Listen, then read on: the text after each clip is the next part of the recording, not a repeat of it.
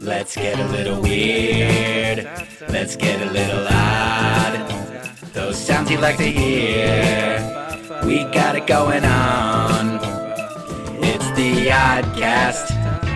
It's the OddCast. It's the OddCast. It's the OddCast. How you doing, folks? Welcome back to the OddCast, where we talk about turning passion into paychecks. I'm here with my friend Rubin from Arizona. He is the head of the Diamond Performance Baseball Institute Clinic, however you like to call it, but he helps young athletes reach their potential on the diamond and in the mental aspect of the game. Rubin, how's everything going out in Arizona? Dude, it's going pretty well. Thanks for the intro. I appreciate that. But yeah, man, just grinding, working with these athletes every single day, and just trying to get them one step closer to their goals, for sure. Yeah, so tell us a little bit about Diamond Performance. I know you guys work specifically with baseball athletes in high school, I believe it is, correct? Yeah, so we try to pretty much focus on every age that we come in contact with. Okay. Mostly junior high, high school, even some college kids I've worked with before. And the whole thing and the whole, reason why I started Diamond Performance Baseball is I'm trying to change the game completely. So what I'm actually trying to do is I kind of came up with this idea, a while ago, but I didn't start implementing it until now. And what I want to do is I want to change the game in regards to cost, efficiency, and just like the ability to have that one-on-one instruction and coaching wherever you go. So, for example, right now I'm trying to grow and I'm trying to spread the word of everything I got going on.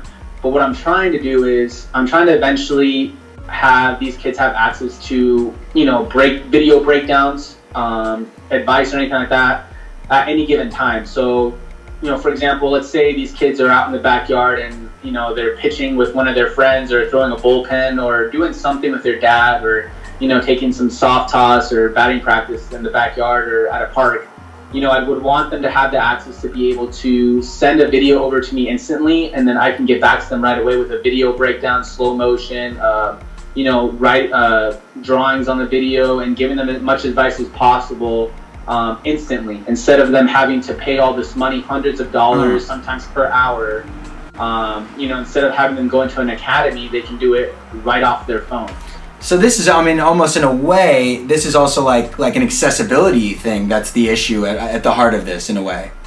Exactly, yeah. So, I'm kind of like, I played baseball all my life, and I see a lot of these young kids, paying hundreds of dollars an hour or whatever to get instruction, and having the parents to take time out of their day to take their kids after work and stuff like this, when they could literally do this with their friends, at a park and just record themselves and then send it to me right away, and I can provide that feedback for, an eighth of the price, and it would be a lot more convenient for everybody.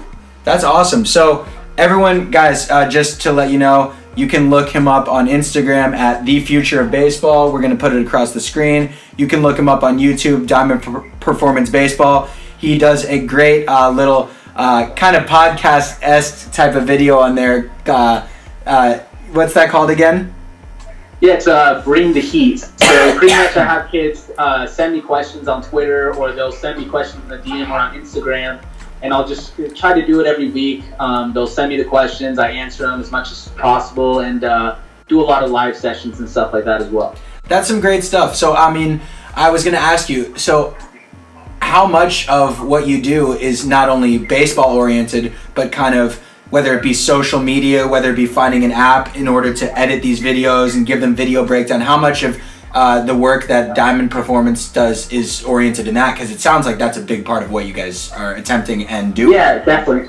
So honestly, it's mostly social media and this app that I use. It's called the Huddle app. It's like a nationwide app that a lot of college coaches and a lot of different people use in different types of formats, either working out or football or basketball or whatever. So it pretty much allows you to upload videos on there, and then it'll give me editing tools, and I can add in my voice and stuff like that, where I can send it back to them and either upload it on YouTube or send it to them personally and stuff like that. But dude, like I said, mostly I try to do it as much social media as possible, because these kids are on social media all the time. Mm-hmm. So I've had kids Snapchat me videos, I've had kids Instagram me videos, send them on Twitter or whatever. So any access that they have and they can do it available at any time I think is more beneficial than having them go anywhere else.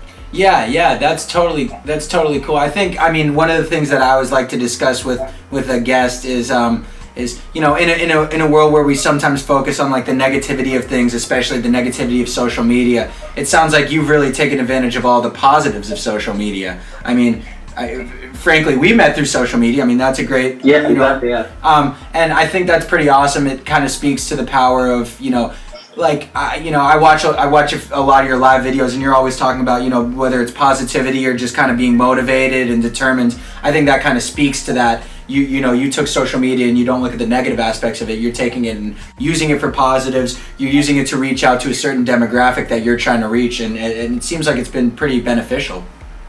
Dude, I mean, it's definitely the future. I mean, I know there's a lot of bad rap about social media nowadays. I mean, a lot of like hate going on and stuff like that. And I understand. I mean, there's good parts and there's bad parts of it. I mean, obviously, you know, coming from an education background, I mean, there's cyberbullying and there's all different stuff that can happen. But I mean, we need to face the facts and adapt ourselves to social media. I mean, it's something that we're going to use on an everyday basis. I mean, companies are starting to adapt to it. I mean, we're seeing it more and more every single day. And like I said, I mean, I get all these ideas and stuff like that from like Gary Vee and people like that who are, you know, kind of showing us the reality of our world around us nowadays, you know, that it's all going to revolve around social media eventually. So, yeah, I mean, why not incorporate it into our daily lives and like something that especially that would benefit not only myself, but the community. Yeah. Well, that's something I definitely wanted to ask you about, because you were saying, you graduated from ASU with a shout out to the Sundevils, by the way. Yep, definitely. I have some buddies who went to U of A who would not be too happy with me right now. Yeah, dude, U of A, no thanks. Hey, that football game though. I don't know if you watched that game. That was insane. That was crazy. But I mean, it sounds like you know, you graduated with, you know, the accounting kind of business side, but also the education side, and that's something it sounds like that you've applied. You said you were a history teacher. Or yeah, I was a history teacher. History teacher. So that's pretty awesome. That's what type of history did you teach? Dude, I did everything. I did U.S. history. In Arizona, you do U.S./Arizona history, and then we did world history. I did a lot of human geo and stuff like that. So wow. I was a wide variety of things. Wow. Well, yeah, I mean, they definitely didn't pay you enough because you were covering a lot of stuff. Yeah, definitely not. That's awesome, though. So, I mean, that must have inherently, you've always had kind of a love for teaching and kind of reaching out to, you know, molding young minds, it seems like. Yeah, definitely, dude. I mean, a lot of these kids, I mean, we don't know the backgrounds they come from. I mean, like, especially in the classroom or even on an everyday basis, the kids I interact with, you know, some of them might not have role models, some of them might not have mentors, or even the access, like I was telling you earlier, to these facilities or teams or whatever it is, like, you know, team practices or anything like that. So by me being able to reach out and help them in any single way, I mean, I get DMs all the time that these kids are like, man, thank you so much. Like, wow. You know, my parents can't afford for me to play on a travel baseball team, or they can't afford to give me lessons and stuff, so this is really beneficial to me and stuff like that. So, you know, like I said, if I can do anything to make a difference, I mean, like I said, there's a lot of coaches out there in the baseball community on Instagram and on different parts of social media, and you know, they may have more years of experience or maybe they played Major League Baseball or whatever the deal may be, but you know, at the end of the day, as long as you know how to teach somebody, and I mean, I'm just giving them as much knowledge as I have. I mean, I played baseball all my life. I played a little bit in Mexico. I played college. I have some sort of background in it. So as long as I can just give them as much knowledge as I have, you know, that's what's going to make the difference in the long run. Yeah. Okay. So wow, that's awesome. I didn't know you played in college and you played in Mexico. How was college, and then subsequently how was Mexico? I mean, that must have been a trip. Yeah, college is just college ball, bro. I mean, like, you work every day. I mean, you got to get the grades. You got to stay on top of things. I mean, it's always competition every single day for a spot and stuff like that. So, I mean, in that aspect, it was an awesome experience. I had an injury and stuff like that, so I ended up not playing the whole time. So I took a year off, trained, and then ended up playing in Mexico, down in Chihuahua. So like that's like in the central part of Mexico. Okay. Did that for about almost a year and then that was a great experience. Obviously, the culture is so much more different there. Mm-hmm. And I mean, the pay wasn't amazing, but it was still just something that I can at least keep with me, like for the rest of my life. That it was just a great experience to have. Dude, that's incredible. Yeah. So it was pretty cool. That's incredible. The Mexican Baseball League is pretty darn competitive, from my knowledge. Yeah, dude. There's some teams that are really competitive. There's some that aren't. I mean, it all just depends. Most of the part, I want to say like the northern part of the states, like Sonora, Chihuahua, like other parts of that upper part of the country are a lot more competitive. I mean, you start seeing soccer is a lot more popular down in the south part of Mexico. Ah, that's really interesting. I never thought about that. I could totally, as you get closer to South America, yeah. Yeah. That's really interesting. That's interesting. So, I mean, that's cool. But, I mean, I totally see what you're saying in regards to, just to bring it back full circle, yes, someone may have major league experience, that they hang their hat on. But at the same time, if that's what you're hanging your hat on, what you should be hanging your hat on is, hey, I'm a great teacher. Hey, I'm going to be accessible to these kids. Hey, I'm going to work with anyone for a fraction of the price. Hey, I'm going to take a kid who's not as talented and who's working hard. It's to be a great coach, you have to be a great teacher. There's so many examples. Like, I know it's football, but Bill Belichick was never really a great football player, and he's one of the most masterful coaches. Yeah, dude, exactly. I mean, another huge example, I think I want to say from a baseball perspective is Joe Torre. Joe Torre. He didn't really even play baseball, I think, like in the big. So, it just all depends on how you come off and how you are able to interpret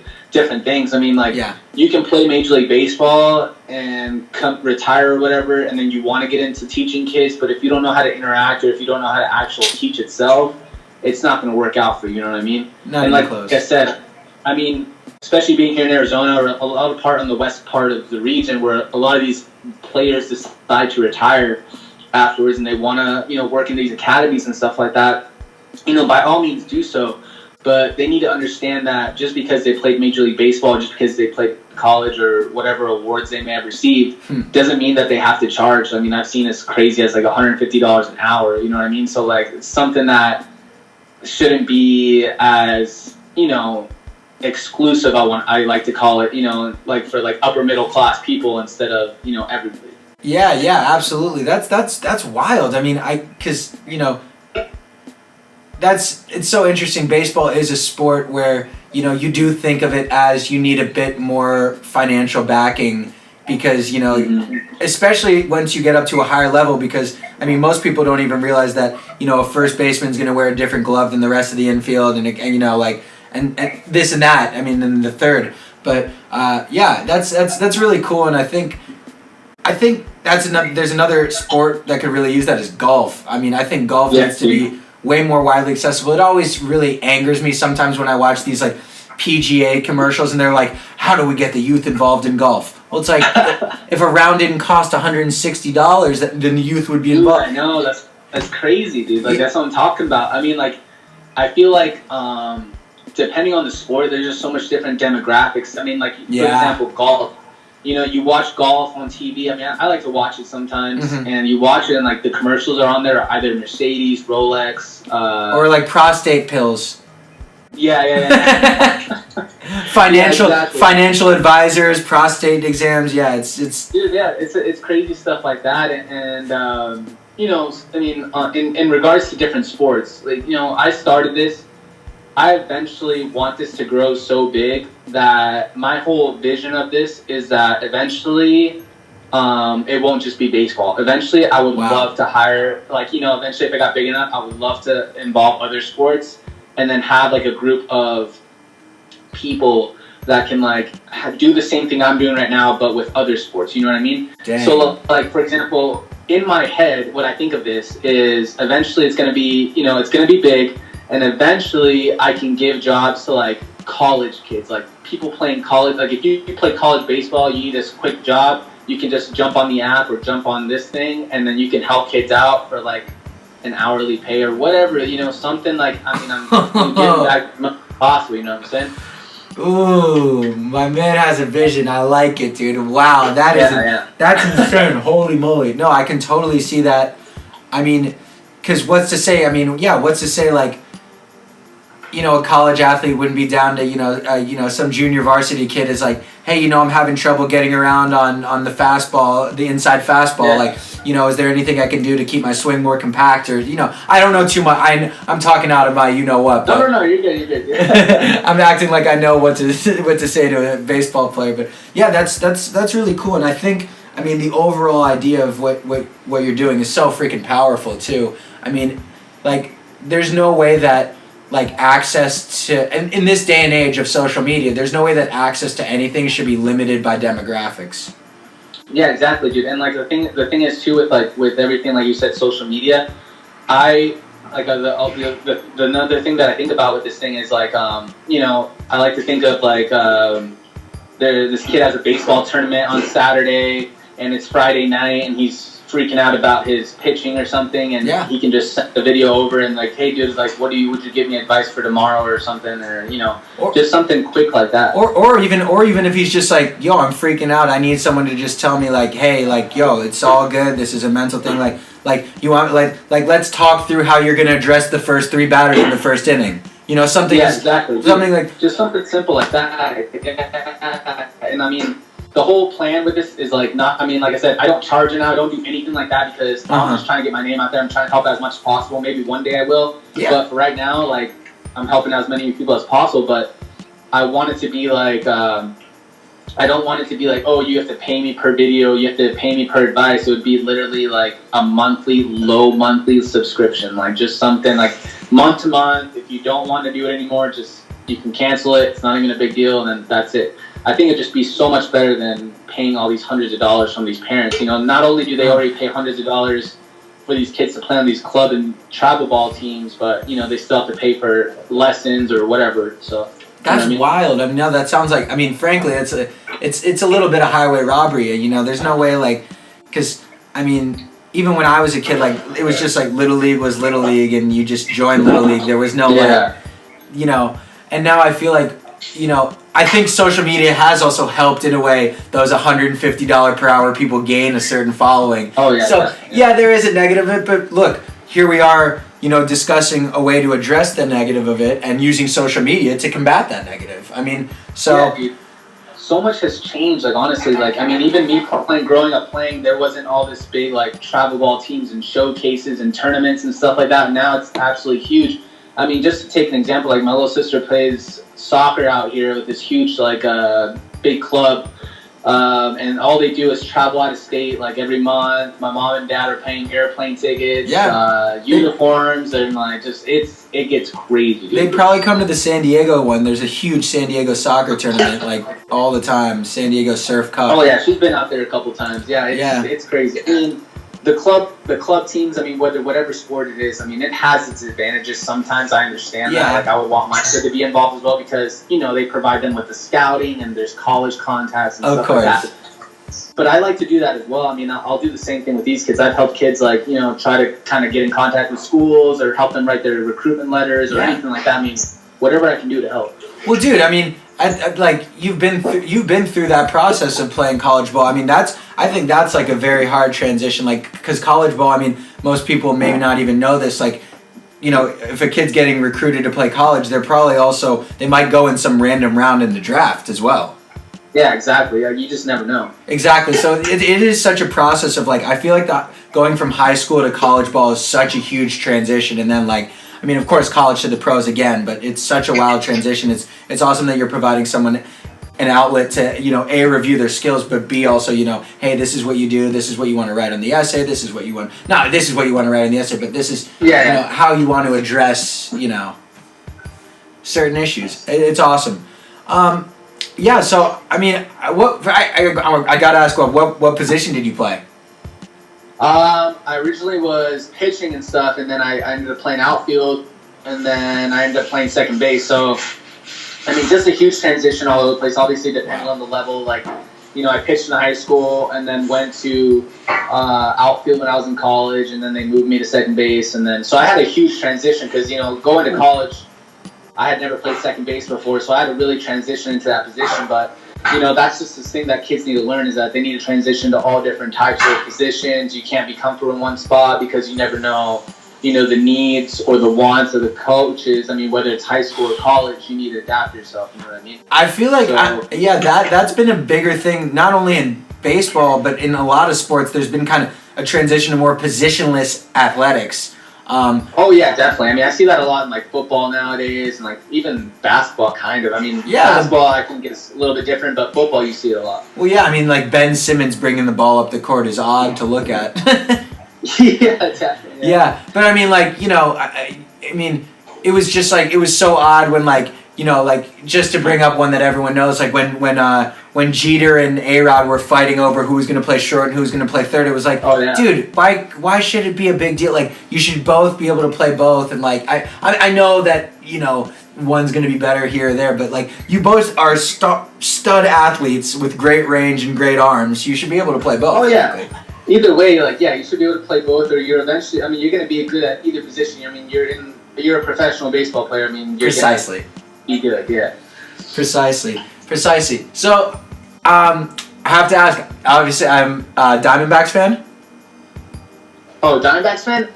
I like the Diamondbacks, but at the end of the day, I'm a huge St. Louis Cardinals fan. Oh man, that's how come? It just you like the organization, or you have ties to St. Louis? Dude, I love the history of the team. I love the organization, the uniforms. I mean, growing up, my favorite player was Albert Pujols. So I mean, like, I jumped on the wagon, and I've been with them ever since I was like maybe 12. Like, you know what I mean? Yeah, but I mean, I'll still go out to the D-backs games and stuff like that. I mean, yeah. Oh, that's it. I mean, it's. If anyone knows anything about the Cardinals, anyone out there who's a baseball fan, but like the epitome of how to run a professional organization. Oh yeah. So professional through and throughout. Everyone who's ever played there has had nothing but great things to say about them. Quite a phenomenal team. I have nothing but respect for the St. Louis Cardinals. I love their logo too, I have to admit. Oh yeah, definitely. Yeah. You a Padres fan? I'm a Padres fan. I was born in D.C., but when I was there, we went to Camden Yards. There was no Nationals. Oh, yeah, true. So I grew up getting to see Cal Ripken, Robbie Alomar, B.J. Surhoff. Oh, dang. Yeah, dude, complete legends. Yeah. Yeah, it was pretty epic, and, I got spoiled. But then, we always went to spring training, and we still do in Arizona now, but when we were on the East Coast, we went to Florida. And I was a kid. You can't blame me. I fell in love with the evil empire. Oh, the Yankees? Yeah, I was like, dude, they just like, I loved Andy Pettitte. I loved Chuck Knobloch, God bless him. I love, Scott Brocious, Tino Martinez, Paul O'Neill, studs. Those guys were great. I'm a Yankees fan, but I love the Padres. I love Petco was really the first of the new era stadiums besides Camden Yards. And Petco's a great place to play at. I really love Petco. Oh yeah, dude, I've been to Petco. I love that field. I mean, downtown. Well, honestly, if I could move anywhere, it would be San Diego, because I love that place. I used to go there all the time, like in college. I mean, I try to go there as much as possible now. But yeah, Petco Park is absolutely beautiful. I love that place, dude. If I can go there all the time, I definitely would. Yeah. So let me ask you. If let's say I'm a junior high or a, varsity baseball player. Loads of potential.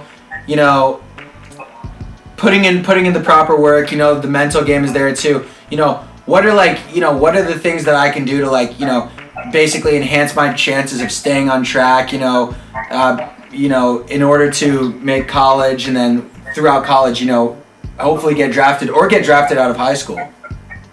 Dude, I mean, it's tough. The number one thing I always tell these kids is to stay focused. I always bring up this situation up. Well, not situation, but I always bring kind of this theory up that if I could wake up again if I could wake up one day and I wake up and I'm back at my parents' house, I'm a junior in high school, and I can just start all over again, I would do it a million times different. It just takes 100% dedication. I try to let these kids know, I mean, we have a lot of distractions in our life. I mean, you're going to have a lot of distractions in high school. I mean, it's high school, right? Like, especially if you play on varsity or whatever, or, you know, there's parties and all sorts of distractions that could happen and stuff. So you got to hang out around the right people. You got to stay focused 100%. Always think that there's someone that's going to outbeat you. I mean, because once you get to college, it's not just the local cities that you're competing against. You're competing against people that are from all different parts of the nation. So, you know, you got to work every single day. And I know it's tough, I mean, but you have to make sacrifices. So I tell them, look, I understand you want to go hang out with your friends on a Saturday night. You want to go to the Friday night football games. You can do all that, but you have to organize yourself and find time to put in the work and then go do that stuff. Sure, you want to go play Fortnite with your friends at night or whatever. Yeah, but before you do that, go to the gym, or before you do that, go take some batting practice or do something to benefit yourself, because if you distract yourself with those things, which,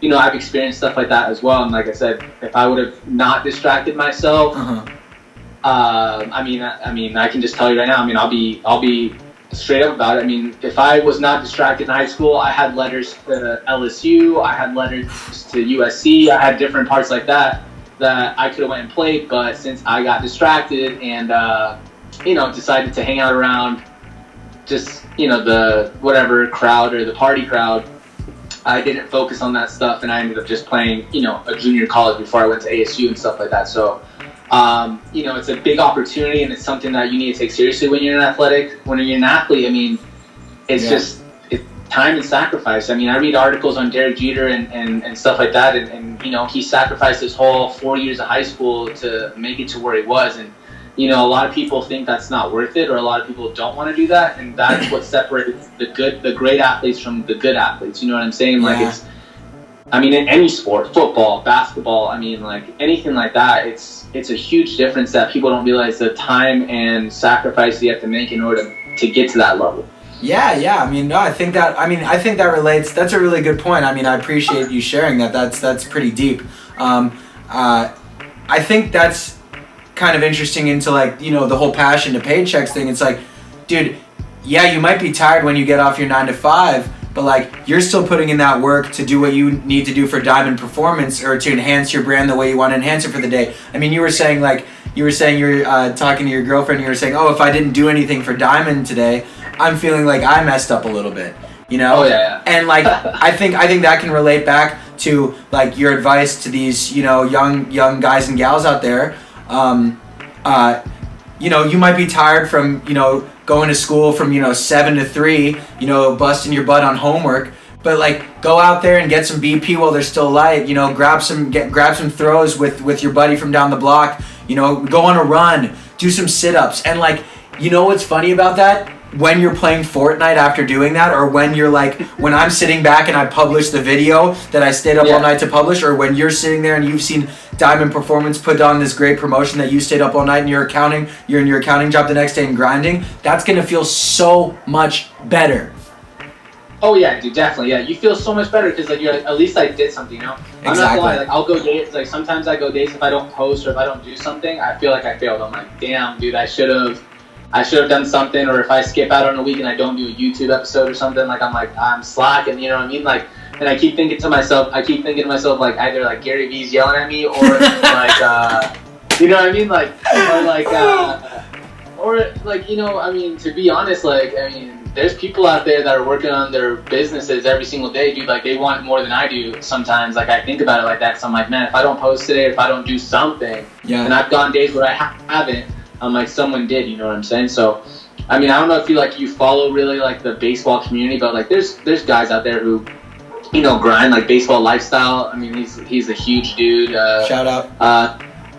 There's a baseballologist and all these different guys who are, you know, big on the Instagram community, but, you know, it just all depends on, I mean, I don't worry about followers, obviously, and I don't worry about how big I'm trying to get right now. I'm just trying to grow, and I'm just trying to spread the word, and eventually it will happen, you know? That's what I mean, like, that's one thing that, like, a lot of the guests that I've had on have been saying. It's like, dude, yeah, you could play the numbers game and go into this deep analysis, like, oh, I posted this video and got this many likes. It's like, in the end of the day, what you really truly have to do is whatever you're trying to put out there, whether it's a brand, whether it's a podcast, whether it's help for, young guys and gals, through athletics, both physically and mentally, you have to stay true to what your vision is. And like you said, it's gonna come after that. If what you're doing is true, people are gonna see that. People real recognize real. That is a absolutely true statement. Dude, that is so true, because when I first started this, or I started getting a little bit of momentum,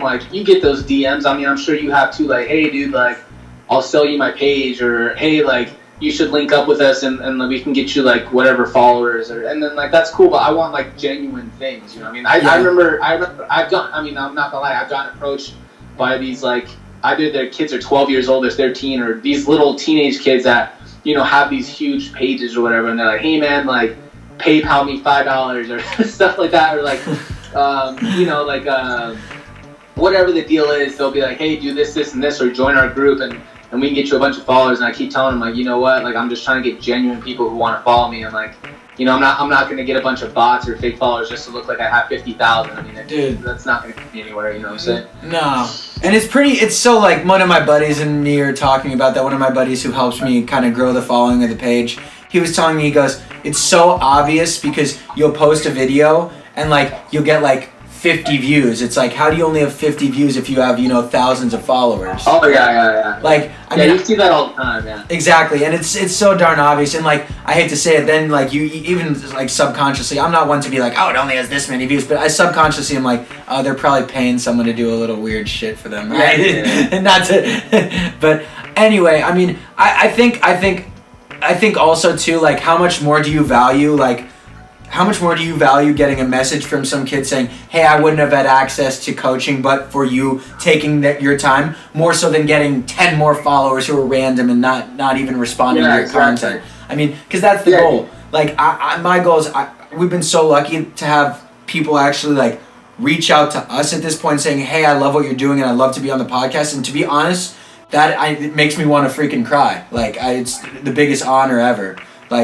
No, definitely, dude. I understand what you're coming from. I mean, it's so much better than just having fake followers where you never get any interaction or anything like that. Yeah. I mean, that's why, not to bring up Gary Vee again, but he's comment on all your, on all your posts, reply to people, reply to your DMs, interact with people, because if you don't, I mean, it's just not going to get you anywhere.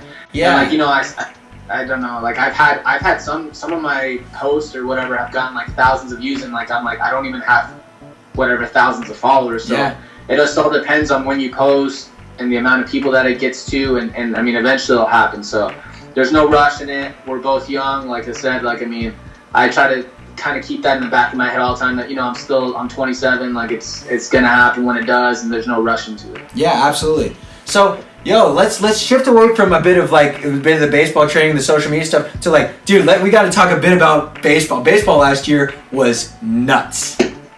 Oh yeah, definitely, yeah. It was absolutely crazy. I mean, I'll tell you what, it was one of those seasons where it was I mean, everyone who knew anything about baseball was especially after the first month, was okay, these Red Sox are pretty darn for real. Dude, they just murdered it this last season. I'm I mean, I saw them in the World Series, and I'm I don't think the Dodgers even have a chance. Honestly, I mean, they're good, but they're not as good as Boston. Everyone kind of had an idea as to who was going to win, but I mean, absolutely wild. Playoffs were pretty good this year. I like that. I don't know if you remember the year before that. Obviously, the Dodgers and Astros. That one was nice too. That was the 7 game, right? That one's 7.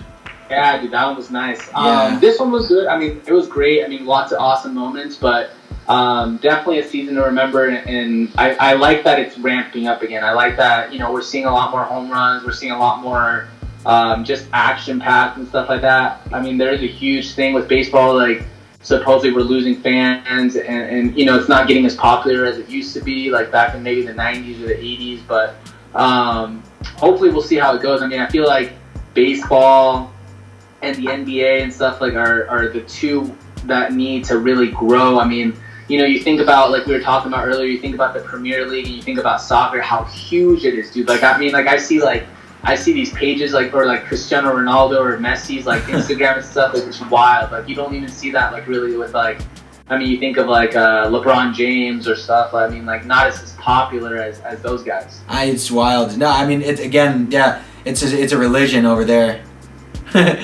It's a religion, not a sport over there. Yeah, I wish sports were a lot. I wish our fan base here in the States was a lot kind of like them. Like, I get jealous. Like, my dream is obviously one day to go to like a Chelsea game or something out there just to experience that feeling, because that would be so cool. Like, I think it would be amazing. It's incredible. It's incredible. I got the chance. I lived out there for about 4 years, and I got the chance to go to numerous games. And it's I'm telling you, like, you know how you always say, like, oh, if I could do one thing in sports, it'd be hit the walk-off home run, catch the game-winning touchdown, or but dude, scoring a goal, not even game-winning, I feel like would be the most. Oh yeah, dude, that would be crazy. Like, yes. Yeah, that would be wild. Yeah, I thought one thing I really did like from the just to bring it back to the postseason this year, I was really happy that David Price got over his postseason kind of boogeyman. Oh yeah. Yeah, he came in like. Yeah, he like was winless in postseason starts. Dude, it's crazy how baseball works, dude. I mean, like sometimes, like, I mean, Kershaw. Yeah, dude, Kershaw, like, such a good pitcher, but I don't understand what happens. Like, it's just, I mean, a lot of people are like, I'm trying to think of the word, like, superstitious and stuff like that, but it's crazy how it all works out. I mean, you can have two, like, like a player. We didn't really see it too much this season, but I remember way back. I mean, when the Cardinals went to the World Series with David Freese, like, that guy was on fire at the playoffs, and like, that's what he's famous for. Nowadays, he's like just a mediocre player, but you get on your hot streak and it's just unstoppable, and it just happens out of nowhere. That's what I like about the sport. That it's really statistical based, but it just kind of has that magic where, like, a guy can just pick it up in the playoffs or a time that when he needs to become clutch and just make it happen. Yeah, dude, I think baseball is such an interesting. I mean, I this might sound like overly poetic, but I think baseball is similar to like long distance running, and where it's like a metaphor for life. Like, hitting 300 is amazing. That's hitting 3 out of 10, and like that's really like indicative of like. Every day you're gonna run into, like, whether you're working a desk job or whether you are a professional baseball player, you're gonna run into that wall where it's like, shoot, am I good at this? Shoot, am I producing? Shoot, am I, and like human nature, like, to be able to push over that hump is such a powerful thing. And I mean, I really love to watch like a slumping hitter, like, all of a sudden, like, bang out a 4-for-4 night with 3 RBIs, nothing like that. Yeah. Dude, that's how it is, bro. I'm telling you. That's what I tell these kids. And or anybody that I interact with. I mean, it's a game of failure. Like, you think of, I mean, even if you think about the 2 other sports, right? The 2 major sports. You think of football and you think of basketball. If you're a quarterback and you make 3 out of 10 passes, that's not good. You know what I'm saying? Like, or basketball, you only making 3 out of every 10 shots. I mean, that's not good either. So, like, it's crazy how baseball, if you hit 3 out of 10 times, that's batting 300, which is absolutely amazing. And that's like a 30%. So, like, I'm like, it's crazy to think about. Yeah, I heard Jalen Rose make a really interesting comparison one time on ESPN of comparing golf to baseball in terms of like you can have like the most consistent players go through the most inconsistent streaks, and like you could chalk it up like a million ways. You could hire a million coaches. It could be mental, it could be physical, it could be just confidence. It's such a sport with such a plethora of avenues to address, and I think that's, just to bring it full circle to Diamond Performance, I think that's why it's really awesome of what you guys are doing in a sport that requires, it really does. Analytics existed in baseball far before anything, far before it was popular in basketball or football. I mean, the shift existed long ago in baseball. That's analytics right there, if anything. Yeah. But I think that's really powerful of what you guys are providing for people in terms of, being able to address their passion without breaking the bank. And yeah, exactly, dude. I mean, that's what's got to change. I mean, not only, like I said, in baseball, but in every single sport. Eventually Diamond Performance Baseball is going to become Diamond Sports or Diamond Performance just in general. You know what I mean? Saying so, but yeah, dude, it's baseball is such a analytical and mechanical sport where, like, if you change one little thing, it can make a huge difference. I mean, I have a huge hobby. I do archery as well. I do a lot of like bow hunting or I'm starting to get into bow hunting and compounds and stuff. And I've learned so much from it that I've incorporated into baseball. And just like when I work with these kids, that one little movement that I do can affect my shot so much. And so that's what I tell these kids as well. Like like your hip position, where your hands are, some very little thing can be affecting your game overall. So it's about patience, it's about adjustments and making it happen. So, and also, like you were talking about, it's such a mental sport as well that, when I was growing up and I was playing, I always thought about, my dad would always tell me, if you get one hit out of every 3 at-bats, that's all you have to do. Because like you said, that's batting 333 every single game. So that was always my goal. Just one hit. I don't care if I struck out the other 2 times. Just as long as I got one hit out of every 3 at-bats, I had a good day. Wow. And so, these kids need to realize, these kids kick themselves in the butt over not getting a hit one game. But like you were just saying, like if they get 10 at-bats and, maybe you get 3 at-bats a game, that's in 3 games you have to get at least one hit. So like it's, it's how it works out. And it's a game that you need to realize that not focus so much on the numbers and focus more on productivity. Because if you're productive and you're putting the ball in play or you're doing something to help your team, it's a team effort. I mean, golf is an individual sport. True. Archery is an individual sport. I mean, we see basketball as I don't know if you watch basketball. I keep watching the Houston Rockets. Man, it's becoming an individual sport. These guys dropping 40 to 50 points a game. Like, it's crazy. But yeah, dude, it's just small things that people need to realize, and these kids need to realize that having that mental aspect is such an important thing in athletics. I mean, not only in baseball, but in every sport. Yeah, absolutely. And you address that in a lot of your live videos, which is cool. It's just like that mental aspect, even if you're not playing a sport, just as like, a guy or a gal just in the world, you gotta maintain that, mental health and that mental awareness of yourself. Yeah, definitely. Yeah. Well, dude, I mean, I guess just to bring it full circle to the final thing, I would say, I mean, dude, we've covered a lot of great stuff. Oh, yeah. Yeah. Yeah, we I was just looking at the clock and I'm like, whoa, I did not realize we were talking about that long. Yeah, it's been a blast. I just want to, bring it full circle and finally end off, before we give you the chance to give some shout outs and let them know what's going on coming into 2019 from Diamond Performance. And, we'll tell them where they can find you again. We're all about passion to paychecks. And like you said, you are working in a job, but you're also addressing this total, passion of yours. And, I guess, the one thing I would like to ask is, just address, kind of pursuing that passion and turning that passion into, your livelihood. Yeah, dude, it's definitely something I eventually want to do full time. I think about it every single day. I mean, although I'm blessed to have a job, I mean, like we all are. I mean, that's the most important thing, put food on the table and stuff like that. I mean, at the end of the day, you want to do something you're passionate about. Like, I would rather sacrifice, even if I made 6 figures, I would rather sacrifice that than, and work in something that I'm passionate about and that I love going to work every day instead of, regretting waking up in the morning and regretting going to work after, It's those types of jobs that, you wake up Sunday or you wake up Monday morning, you're like, here we go again, got to get through the week. Mm-hmm. Instead of that, I would love to do something that eventually, I'm excited to do every single day. I'm passionate about it. I'm excited to do it. Yeah. I'm interested in it. And I think that's something that we all need to incorporate in our lives. I mean, my girlfriend, she does something that she's really passionate about. She went to school for that, and that's what she wants to do for the rest of her life. And I'm glad that she has that.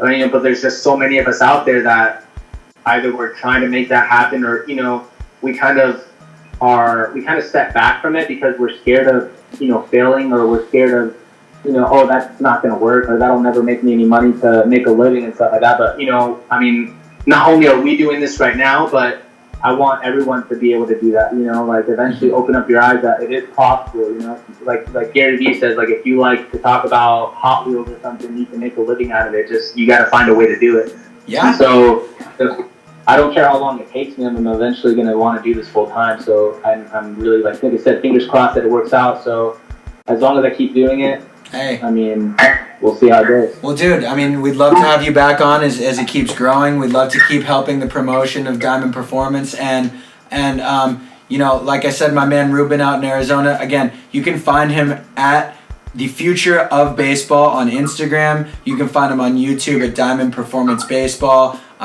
He gives great talks all the time on his Instagram channel live. And Rubin, I appreciate you so much coming into the OddCast, where we always talk about, cats turning their passion into paychecks and kind of just the pursuit of passion in general. And we share people's great stories, business, craft, music, whatever it be, and kind of share with the world. So thanks so much for tuning in. Join us next time. Rubin, you want to sign us out? Yeah, definitely. Thank you so much again, you guys. I appreciate it. Everything you guys do, keep doing what you're doing. Just really quick, if I can just get a little quick plug. Please. Hey, check us out on our podcast. It's on Spotify. It's on Apple. It's Red, White, and Baseball. Check us out on Twitter. We're always on there at Diamond Perform. And like I said, once again, thank you so much, man. I appreciate your time. And I'll talk to you soon. Yeah, excellent. Great working with you. And hey guys, tune into the next episode of the OddCast and tune in to Red, White, and Baseball. We're going to give you the link for that in the description. Thanks so much. Passion to Paychecks, folks. Appreciate you. Let's get a little weird. Let's get a little odd. Those sounds you like to hear. We got it going on. It's the OddCast. It's the OddCast. It's the OddCast. It's the OddCast.